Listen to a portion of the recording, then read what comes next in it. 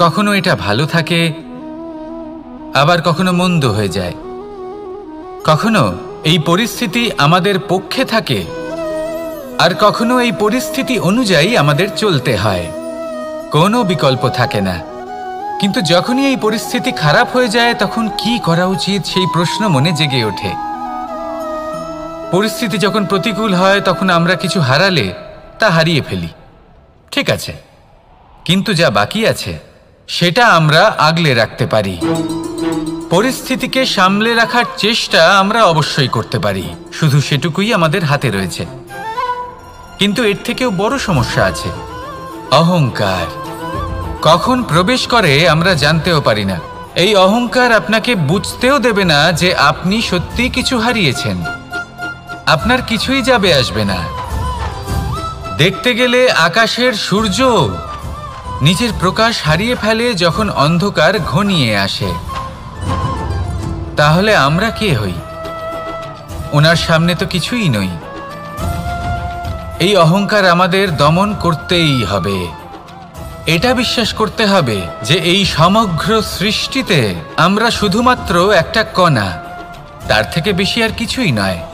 বিশ্বাস করতে হবে যে আমরা ততটাও বড় নই যে কখনোই কিছুই হারাবো না। এবার যেদিন এই জ্ঞান আপনি আত্মস্থ করে নিজের আচরণ পাল্টাবেন, মনে রাখবেন সেই দিনই অহংকারকে দমন করতে আপনি পথে অগ্রসর হয়ে পড়েছেন। এই অহংকারকে দমন করুন আর আমার সাথে ভালোবেসে বলুন, রাধা রাধা। তালা অনেক পুরনো একটা আবিষ্কার। যবে থেকে এই সংসারে বহুমূল্য বস্তু নির্মিত হয়েছে, তবে থেকেই এই তালা নির্মাণ হয়েছে। তবে থেকে এর ব্যবহার করা হয়েছে, যাতে উচিত সময় এলে পরে আমরা আমাদের বহুমূল্য জিনিসগুলো সুরক্ষিত রাখতে পারি এবং সময় এলে পরে বের করে সেগুলি ব্যবহার করতে পারি। এবার একটা গুরুত্বপূর্ণ তথ্য আছে যেটা জানা অত্যন্ত গুরুত্বপূর্ণ, এবং সেটা হলো যে একটা তালা নির্মাণের পূর্বে তা খোলার যন্ত্র অর্থাৎ তার চাবিটি নির্মাণ করা হয়, এবং এটাই জীবনের খুব বড় একটা শিক্ষা প্রদান করে যায়। আমাদের জীবনে যখনই কোনো সমস্যা আসে, তখন ভয়ভীত হওয়ার কোনো দরকার নেই, কারণ এই প্রকৃতি, এই ঈশ্বর এই সমস্যার সমাধান তথা এর চাবি আগে থেকেই নির্মাণ করে রেখে দিয়েছেন। শুধু দরকার হলো সেই সমস্যার ঊর্ধ্বে উঠে সেই সমাধান খুঁজে বের করা। মানুষ অনেক সময় সমস্যা দেখে ভীত হয়ে পড়েন, চিন্তিত হয়ে পড়েন, নিজের বিবেক হারিয়ে ফেলেন। আপনার শুধু এই মনকে শান্ত করা প্রয়োজন। এই শান্ত মনের সাথে এই সমস্যার নিবারণ খুঁজে নিতে হবে। তাই সমস্যা যতই তীব্র হোক না কেন, ভয় পাওয়ার কোনো প্রয়োজন নেই। পরম শান্ত মনে সমাধান খুঁজে বের করুন।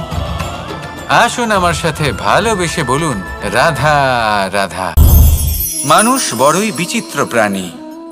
অধিক থেকে অধিকতর ধন লাভ করার চেষ্টায় নিজের শরীরকে নষ্ট করে ফেলেন, নিজের শক্তি হারিয়ে ফেলেন, নিজের সামর্থ্য হারিয়ে ফেলেন।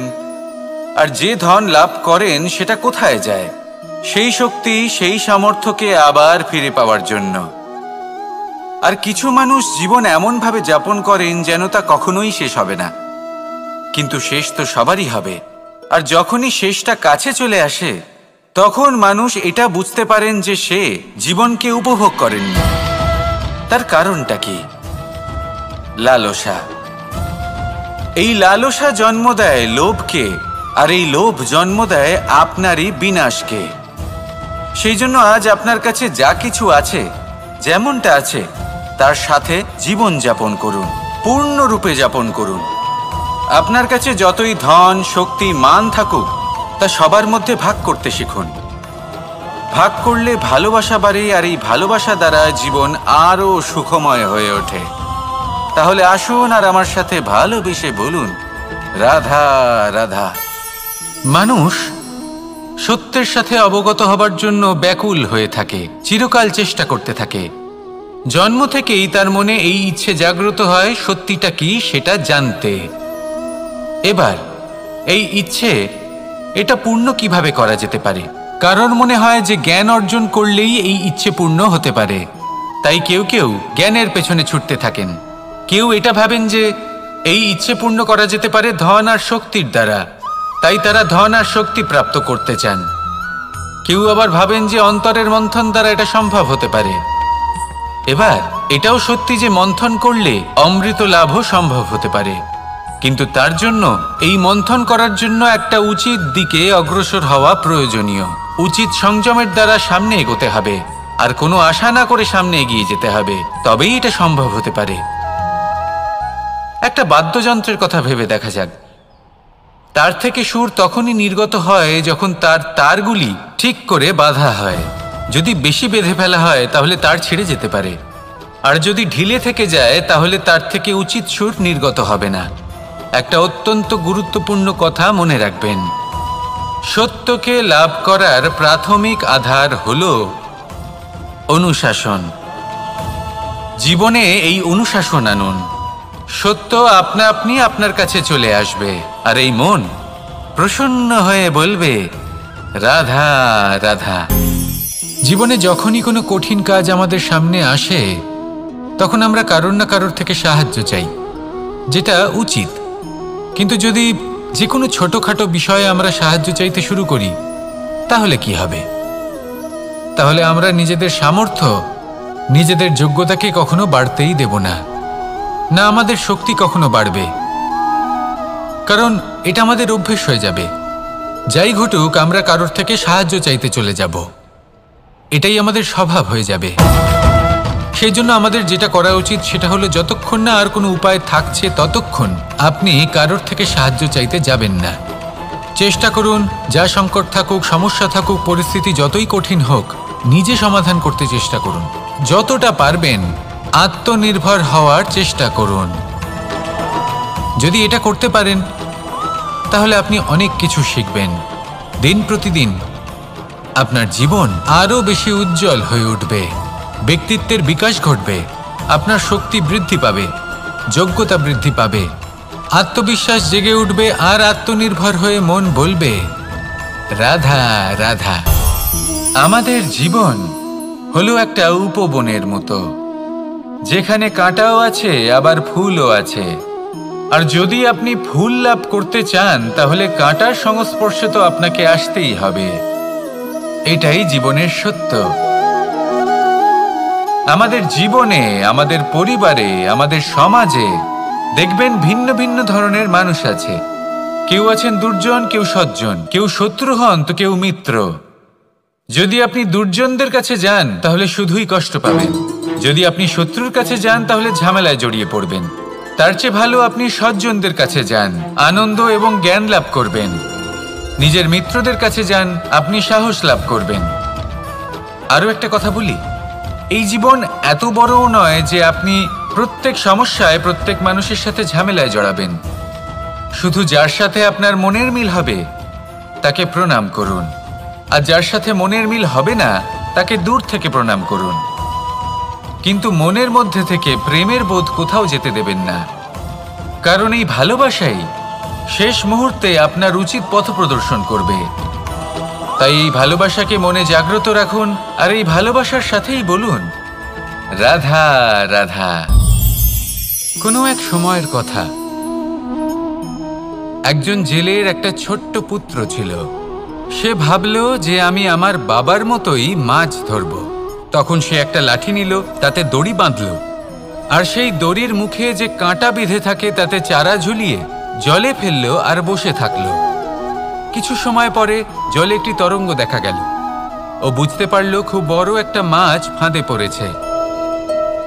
ও বল প্রয়োগ করলো, সেটা টানার চেষ্টা করলো, মাছও বল প্রয়োগ করলো, আর শেষে যেটা হলো সেই দড়ি ছিঁড়ে গেল আর মাছ বেঁচে পালিয়ে গেল।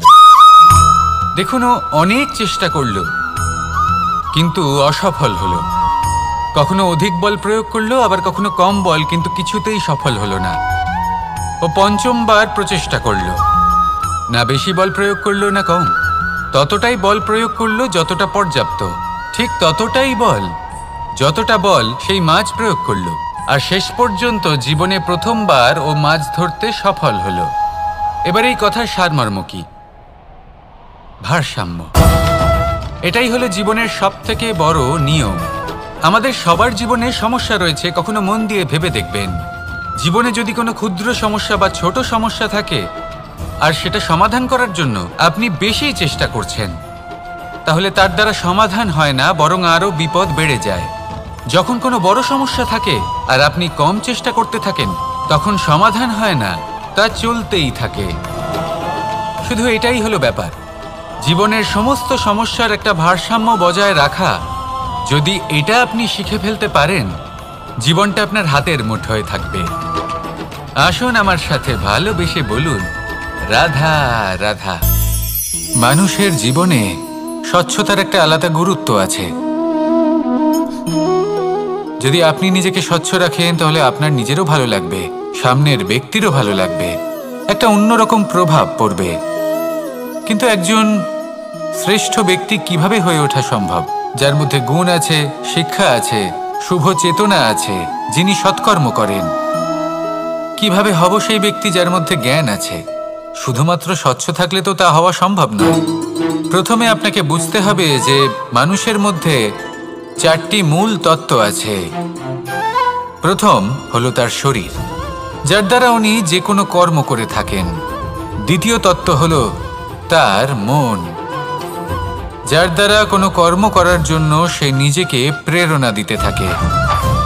তৃতীয় তত্ত্ব হলো বুদ্ধি, যে কর্ম আমরা করতে চাই, যে লক্ষ্যে আমরা পৌঁছতে চাই, সেটা আমরা কিভাবে কোন পথে করব সেটা স্থির করা যায় বুদ্ধি দিয়ে। আর চতুর্থ তত্ত্ব হলো আত্মা। আত্মা হলো এমন এক তত্ত্ব যার কোনো সমাপ্তি নেই। আত্মা হলো অজয়। কিন্তু এরও শুদ্ধিকরণের প্রয়োজন হয়। এই 4টি তত্ত্বের শুদ্ধিকরণ করতে থাকুন, এদের নির্মল রাখুন, শুদ্ধ রাখুন। এবং এটা কিভাবে হবে? শুভ চেতনা দ্বারা, জ্ঞানের দ্বারা, এবং সবথেকে বেশি গুরুত্বপূর্ণ প্রেমের দ্বারা।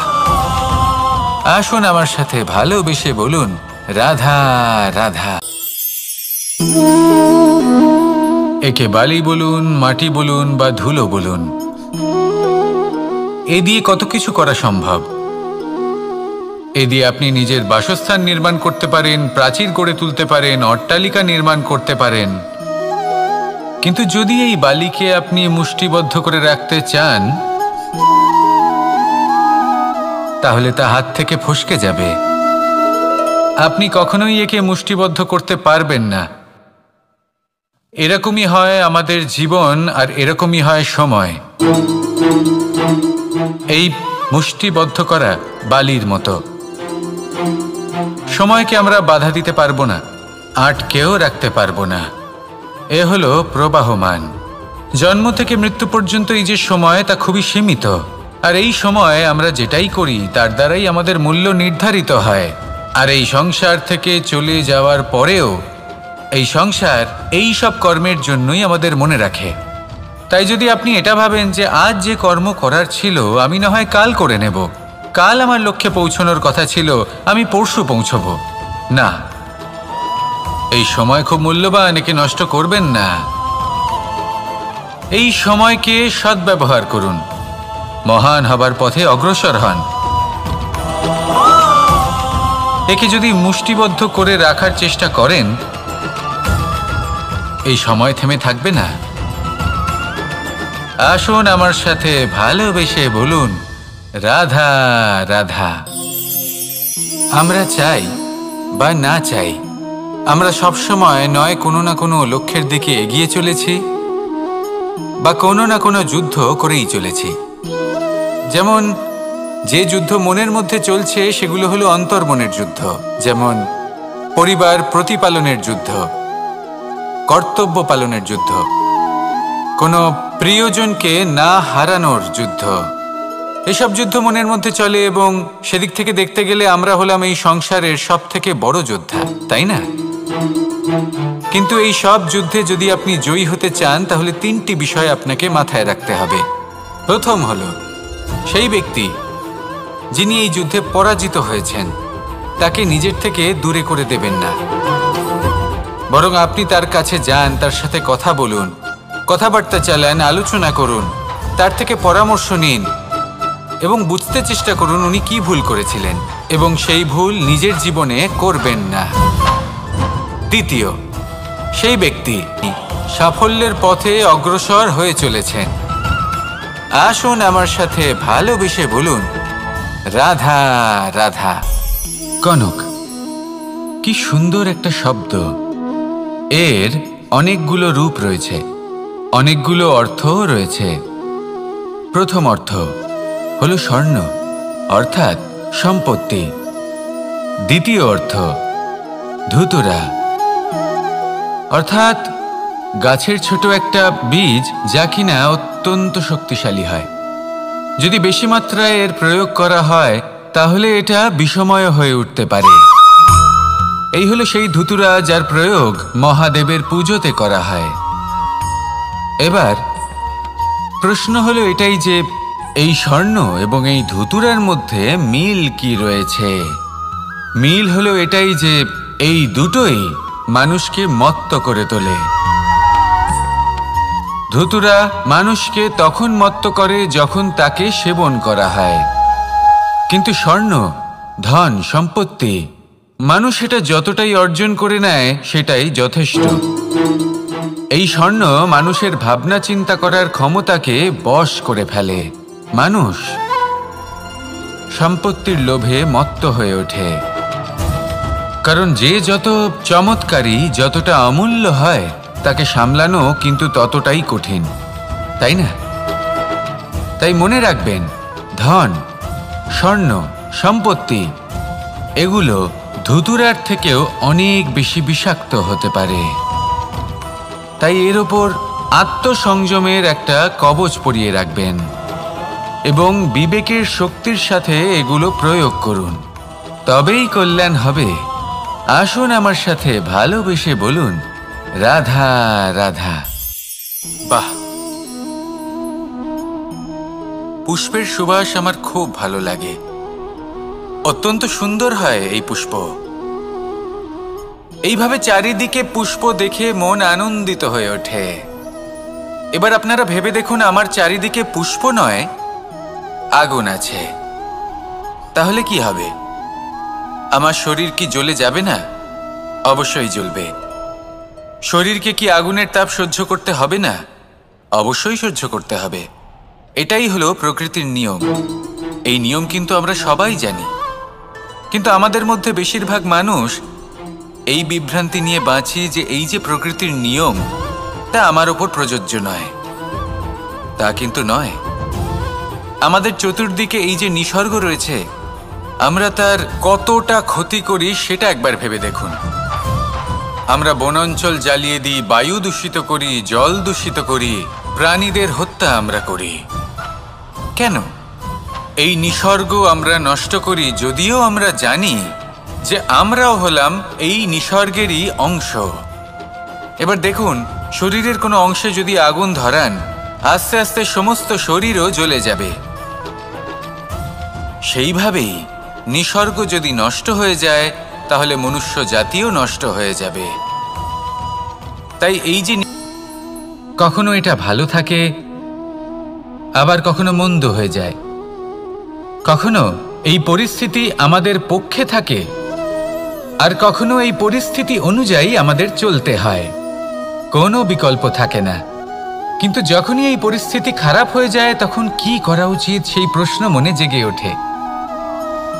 পরিস্থিতি যখন প্রতিকূল হয়, তখন আমরা কিছু হারালে তা হারিয়ে ফেলি, ঠিক আছে, কিন্তু যা বাকি আছে সেটা আমরা আগলে রাখতে পারি। পরিস্থিতিকে সামলে রাখার চেষ্টা আমরা অবশ্যই করতে পারি, শুধু সেটুকুই আমাদের হাতে রয়েছে।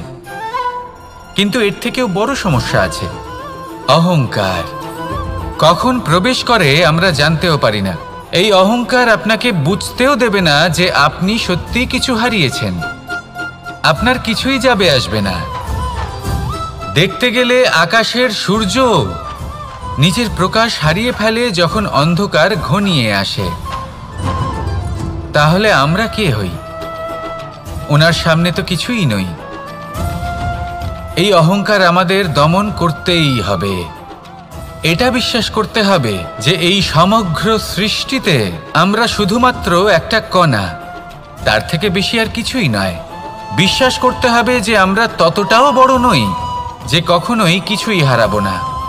এবার যেদিন এই জ্ঞান আপনি আত্মস্থ করে নিজের আচরণ পাল্টাবেন, মনে রাখবেন সেই দিনই অহংকারকে দমন করতে আপনি পথে অগ্রসর হয়ে পড়েছেন। এই অহংকারকে দমন করুন আর আমার সাথে ভালোবেসে বলুন, রাধা রাধা। তালা অনেক পুরনো একটা আবিষ্কার। যবে থেকে এই সংসারে বহুমূল্য বস্তু নির্মিত হয়েছে তবে থেকেই এই তালা নির্মাণ হয়েছে, তবে থেকে এর ব্যবহার করা হয়েছে, যাতে উচিত সময় এলে পরে আমরা আমাদের বহুমূল্য জিনিসগুলো সুরক্ষিত রাখতে পারি এবং সময় এলে পরে বের করে সেগুলি ব্যবহার করতে পারি। এবার একটা গুরুত্বপূর্ণ তথ্য আছে যেটা জানা অত্যন্ত গুরুত্বপূর্ণ, এবং সেটা হলো যে একটা তালা নির্মাণের পূর্বে তা খোলার যন্ত্র অর্থাৎ তার চাবিটি নির্মাণ করা হয়, এবং এটাই জীবনের খুব বড় একটা শিক্ষা প্রদান করে যায়। আমাদের জীবনে যখনই কোনো সমস্যা আসে তখন ভয়ভীত হওয়ার কোনো দরকার নেই, কারণ এই প্রকৃতি, এই ঈশ্বর এই সমস্যার সমাধান তথা এর চাবি আগে থেকেই নির্মাণ করে রেখে দিয়েছেন। শুধু দরকার হলো সেই সমস্যার ঊর্ধ্বে উঠে সেই সমাধান খুঁজে বের করা। মানুষ অনেক সময় সমস্যা দেখে ভীত হয়ে পড়েন, চিন্তিত হয়ে পড়েন, নিজের বিবেক হারিয়ে ফেলেন। আপনার শুধু এই মনকে শান্ত করা প্রয়োজন।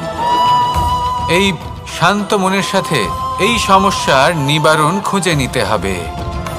তাই সমস্যা যতই তীব্র হোক না কেন, ভয় পাওয়ার কোনো প্রয়োজন নেই। পরম শান্ত মনে সমাধান খুঁজে বের করুন। আসুন আমার সাথে ভালোবেসে বলুন, রাধা রাধা। মানুষ বড়ই বিচিত্র প্রাণী। অধিক থেকে অধিকতর ধন লাভ করার চেষ্টায় নিজের শরীরকে নষ্ট করে ফেলেন, নিজের শক্তি হারিয়ে ফেলেন, নিজের সামর্থ্য হারিয়ে ফেলেন। আর যে ধন লাভ করেন সেটা কোথায় যায়? সেই শক্তি, সেই সামর্থ্যকে আবার ফিরে পাওয়ার জন্য। আর কিছু মানুষ জীবন এমনভাবে যাপন করেন যেন তা কখনোই শেষ হবে না, কিন্তু শেষ তো সবারই হবে। আর যখনই শেষটা কাছে চলে আসে তখন মানুষ এটা বুঝতে পারেন যে সে জীবনকে উপভোগ করেননি। তার কারণটা কি? লালসা। এই লালসা জন্ম দেয় লোভকে, আর এই লোভ জন্ম দেয় আপনারই বিনাশকে। সেই জন্য আজ আপনার কাছে যা কিছু আছে, যেমনটা আছে তার সাথে জীবন যাপন করুন, পূর্ণরূপে যাপন করুন। আপনার কাছে যতই ধন, শক্তি, মান থাকুক তা সবার মধ্যে ভাগ করতে শিখুন। ভাগ করলে ভালোবাসা বাড়ে, আর এই ভালোবাসা দ্বারা জীবন আরও সুখময় হয়ে ওঠে। তাহলে আসুন আর আমার সাথে ভালোবেসে বলুন, রাধা রাধা। মানুষ সত্যের সাথে অবগত হবার জন্য ব্যাকুল হয়ে থাকে, চিরকাল চেষ্টা করতে থাকে। জন্ম থেকেই তার মনে এই ইচ্ছে জাগ্রত হয় সত্যিটা কি সেটা জানতে। এবার এই ইচ্ছে এটা পূর্ণ কিভাবে করা যেতে পারে? কারণ মনে হয় যে জ্ঞান অর্জন করলেই এই ইচ্ছে পূর্ণ হতে পারে। তাই কেউ কেউ জ্ঞানের পেছনে ছুটতে থাকেন। কেউ এটা ভাবেন যে এই ইচ্ছে পূর্ণ করা যেতে পারে ধন আর শক্তির দ্বারা, তাই তারা ধন আর শক্তি প্রাপ্ত করতে চান। কেউ আবার ভাবেন যে অন্তরের মন্থন দ্বারা এটা সম্ভব হতে পারে। এবার এটাও সত্যি যে মন্থন করলে অমৃত লাভও সম্ভব হতে পারে, কিন্তু তার জন্য এই মন্থন করার জন্য একটা উচিত দিকে অগ্রসর হওয়া প্রয়োজনীয়। উচিত সংযমের দ্বারা সামনে এগোতে হবে, আর কোনো আশা না করে সামনে এগিয়ে যেতে হবে, তবেই এটা সম্ভব হতে পারে। একটা বাদ্যযন্ত্রের কথা ভেবে দেখা যাক।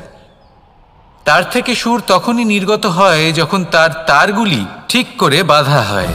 যদি বেশি বেঁধে ফেলা হয় তাহলে তার ছিঁড়ে যেতে পারে, আর যদি ঢিলে থেকে যায় তাহলে তার থেকে উচিত সুর নির্গত হবে না।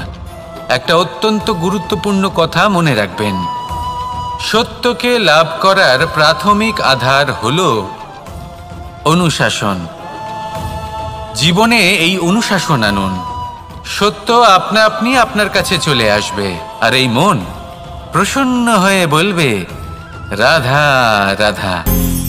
জীবনে যখনই কোনো কঠিন কাজ আমাদের সামনে আসে তখন আমরা কারোর না কারোর থেকে সাহায্য চাই, যেটা উচিত। কিন্তু যদি যে কোনো ছোটখাটো বিষয়ে আমরা সাহায্য চাইতে শুরু করি তাহলে কি হবে? তাহলে আমরা নিজেদের সামর্থ্য, নিজেদের যোগ্যতাকে কখনো বাড়তেই দেব না, না আমাদের শক্তি কখনো বাড়বে, কারণ এটা আমাদের অভ্যেস হয়ে যাবে। যাই ঘটুক আমরা কারোর থেকে সাহায্য চাইতে চলে যাব, এটাই আমাদের স্বভাব হয়ে যাবে। সেই জন্য আমাদের যেটা করা উচিত সেটা হলো, যতক্ষণ না আর কোনো উপায় থাকছে ততক্ষণ আপনি কারোর থেকে সাহায্য চাইতে যাবেন না। চেষ্টা করুন, যা সংকট থাকুক, সমস্যা থাকুক, পরিস্থিতি যতই কঠিন হোক, নিজে সমাধান করতে চেষ্টা করুন। যতটা পারবেন আত্মনির্ভর হওয়ার চেষ্টা করুন। যদি এটা করতে পারেন তাহলে আপনি অনেক কিছু শিখবেন। দিন প্রতিদিন আপনার জীবন আরও বেশি উজ্জ্বল হয়ে উঠবে, ব্যক্তিত্বের বিকাশ ঘটবে, আপনার শক্তি বৃদ্ধি পাবে, যোগ্যতা বৃদ্ধি পাবে, আত্মবিশ্বাস জেগে উঠবে, আর আত্মনির্ভর হয়ে মন বলবে, রাধা রাধা। আমাদের জীবন হলো একটা উপবনের মতো, যেখানে কাঁটাও আছে আবার ফুলও আছে। আর যদি আপনি ফুল লাভ করতে চান তাহলে কাঁটার সংস্পর্শে তো আপনাকে আসতেই হবে।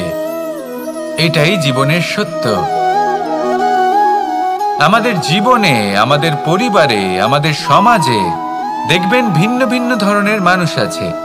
কেউ আছেন দুর্জন, কেউ সজ্জন, কেউ শত্রু হন তো কেউ মিত্র। যদি আপনি দুর্জনদের কাছে যান তাহলে শুধুই কষ্ট পাবেন, যদি আপনি শত্রুর কাছে যান তাহলে ঝামেলায় জড়িয়ে পড়বেন। তার চেয়ে ভালো আপনি সজ্জনদের কাছে যান, আনন্দ এবং জ্ঞান লাভ করবেন। নিজের মিত্রদের কাছে যান, আপনি সাহস লাভ করবেন। আরও একটা কথা বলি, এই জীবন এত বড়ও নয় যে আপনি প্রত্যেক সমস্যায় প্রত্যেক মানুষের সাথে ঝামেলায় জড়াবেন।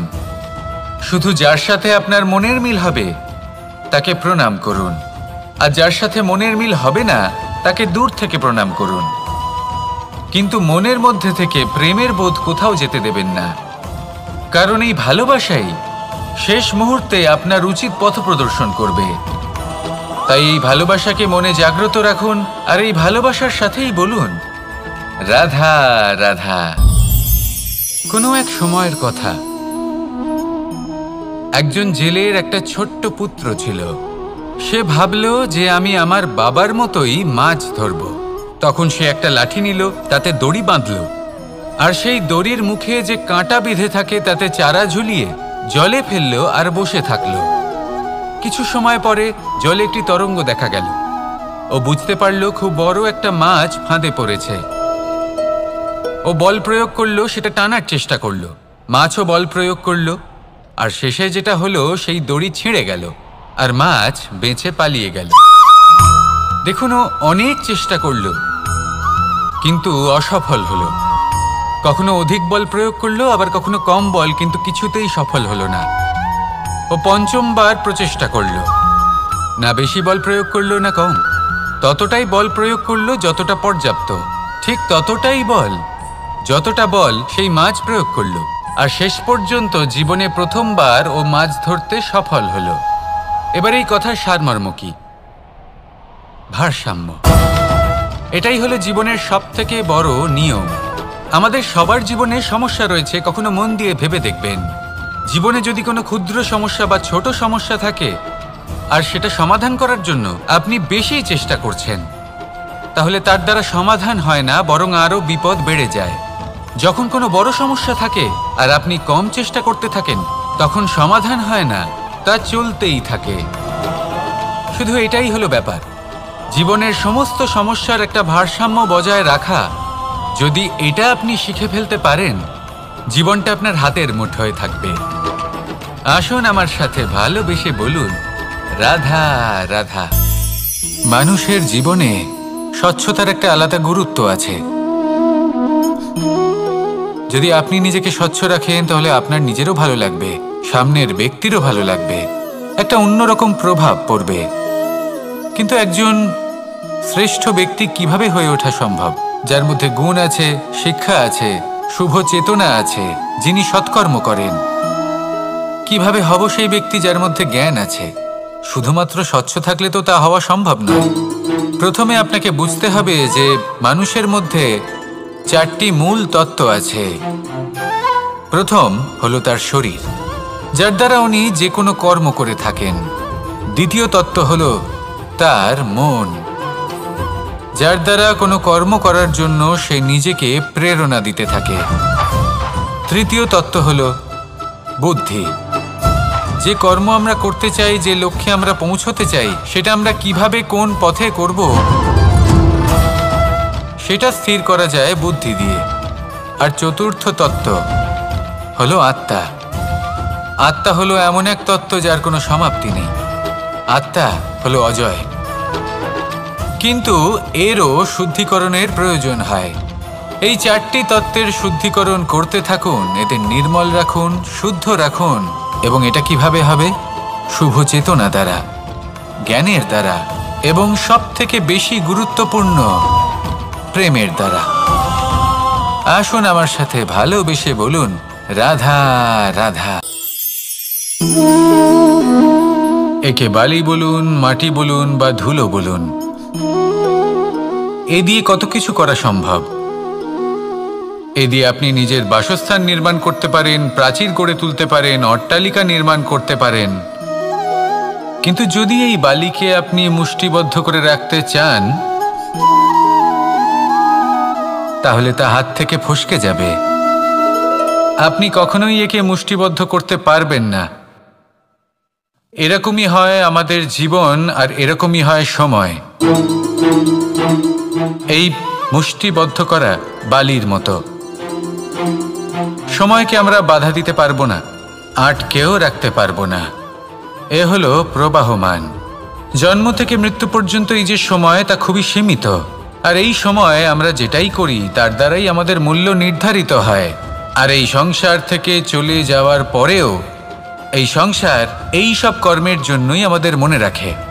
তাই যদি আপনি এটা ভাবেন যে আজ যে কর্ম করার ছিল আমি না হয় কাল করে নেব, কাল আমার লক্ষ্যে পৌঁছানোর কথা ছিল আমি পরশু পৌঁছব, না, এই সময় খুব মূল্যবান, একে নষ্ট করবেন না। এই সময়কে সদ্ব্যবহার করুন, মহান হবার পথে অগ্রসর হন। একে যদি মুষ্টিবদ্ধ করে রাখার চেষ্টা করেন, এই সময় থেমে থাকবে না। আসুন আমার সাথে ভালোবেসে বলুন, রাধা রাধা। আমরা চাই বা না চাই, আমরা সবসময় নয় কোনো না কোনো লক্ষ্যের দিকে এগিয়ে চলেছি বা কোনো না কোনো যুদ্ধ করেই চলেছি। যেমন যে যুদ্ধ মনের মধ্যে চলছে সেগুলো হলো অন্তর্মনের যুদ্ধ। যেমন পরিবার প্রতিপালনের যুদ্ধ, কর্তব্য পালনের যুদ্ধ, কোনো প্রিয়জনকে না হারানোর যুদ্ধ।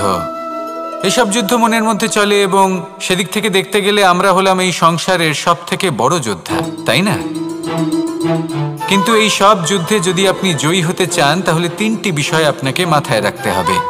প্রথম হলো সেই ব্যক্তি যিনি এই যুদ্ধে পরাজিত হয়েছেন তাকে নিজের থেকে দূরে করে দেবেন না, বরং আপনি তার কাছে যান, তার সাথে কথা বলুন, কথাবার্তা চালান, আলোচনা করুন, তার থেকে পরামর্শ নিন এবং বুঝতে চেষ্টা করুন উনি কি ভুল করেছিলেন এবং সেই ভুল নিজের জীবনে করবেন না। দ্বিতীয়, সেই ব্যক্তি অগ্রসর হয়ে চলেছেন। আসুন আমার সাথে ভালোবেসে বলুন, রাধা রাধা। কনক, কি সুন্দর একটা শব্দ। প্রশ্ন হলো এটাই যে এই স্বর্ণ এবং এই ধুতুরার মধ্যে মিল কি রয়েছে? মিল হলো এটাই যে এই দুটোই মানুষকে মত্ত করে তোলে।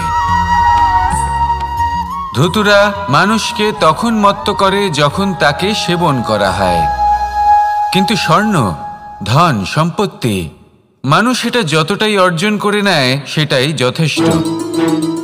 এই স্বর্ণ মানুষের ভাবনা চিন্তা করার ক্ষমতাকে বশ করে ফেলে। মানুষ সম্পত্তির লোভে মত্ত হয়ে ওঠে, কারণ যে যত চমৎকারী, যতটা অমূল্য হয় তাকে সামলানো কিন্তু ততটাই কঠিন, তাই না? তাই মনে রাখবেন, ধন, স্বর্ণ, সম্পত্তি এগুলো ধুতুরার থেকেও অনেক বেশি বিষাক্ত হতে পারে। তাই এর ওপর আত্মসংযমের একটা কবচ পরিয়ে রাখবেন। এবং বিবেকের শক্তির সাথে এগুলো প্রয়োগ করুন, তবেই কল্যাণ হবে। আসুন আমার সাথে ভালোবেসে বলুন, রাধা রাধা। বাহ, পুষ্পের সুবাস আমার খুব ভালো লাগে। অত্যন্ত সুন্দর হয় এই পুষ্প। এইভাবে চারিদিকে পুষ্প দেখে মন আনন্দিত হয়ে ওঠে। এবার আপনারা ভেবে দেখুন, আমার চারিদিকে পুষ্প নয়, আগুন আছে। তাহলে কি হবে? আমার শরীর কি জ্বলে যাবে না? অবশ্যই জ্বলবে। শরীরকে কি আগুনের তাপ সহ্য করতে হবে না? অবশ্যই সহ্য করতে হবে। এটাই হলো প্রকৃতির নিয়ম। এই নিয়ম কিন্তু আমরা সবাই জানি, কিন্তু আমাদের মধ্যে বেশিরভাগ মানুষ এই বিভ্রান্তি নিয়ে বাঁচি যে এই যে প্রকৃতির নিয়ম, তা আমার ওপর প্রযোজ্য নয়। তা কিন্তু নয়। আমাদের চতুর্দিকে এই যে নিসর্গ রয়েছে, আমরা তার কতটা ক্ষতি করি সেটা একবার ভেবে দেখুন। আমরা বনাঞ্চল জ্বালিয়ে দিই, বায়ু দূষিত করি, জল দূষিত করি, প্রাণীদের হত্যা আমরা করি। কেন? এই নিসর্গ আমরা নষ্ট করি, যদিও আমরা জানি যে আমরাও হলাম এই নিসর্গেরই অংশ। এবার দেখুন, শরীরের কোনো অংশে যদি আগুন ধরান, আস্তে আস্তে সমস্ত শরীরও জ্বলে যাবে। সেইভাবেই নিসর্গ যদি নষ্ট হয়ে যায়, তাহলে মনুষ্য জাতিও নষ্ট হয়ে যাবে। তাই এই যে নিসর্গ আপনি দেখছেন, এই পুষ্পে যদি নিসর্গ থাকে তাহলেই জীবন থাকবে।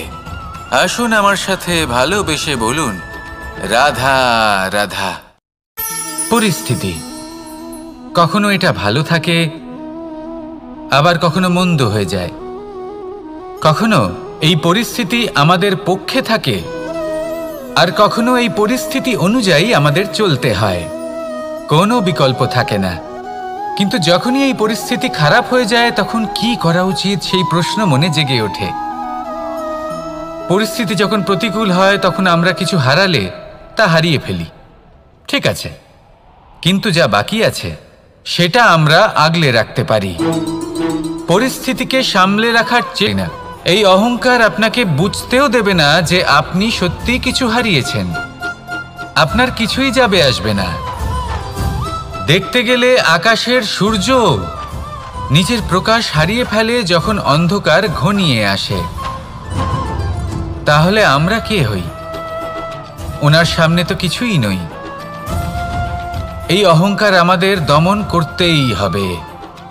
এটা বিশ্বাস করতে হবে যে এই সমগ্র সৃষ্টিতে আমরা শুধুমাত্র একটা কণা, তার থেকে বেশি আর কিছুই নয়। বিশ্বাস করতে হবে যে আমরা ততটাও বড় নই যে কখনোই কিছুই হারাবো না। এবার যেদিন এই জ্ঞান আপনি আত্মস্থ করে নিজের আচরণ পাল্টাবেন, মনে রাখবেন সেই দিনই অহংকারকে দমন করতে আপনি পথে অগ্রসর হয়ে পড়েছেন। এই অহংকারকে দমন করুন আর আমার সাথে ভালোবেসে বলুন, রাধা রাধা।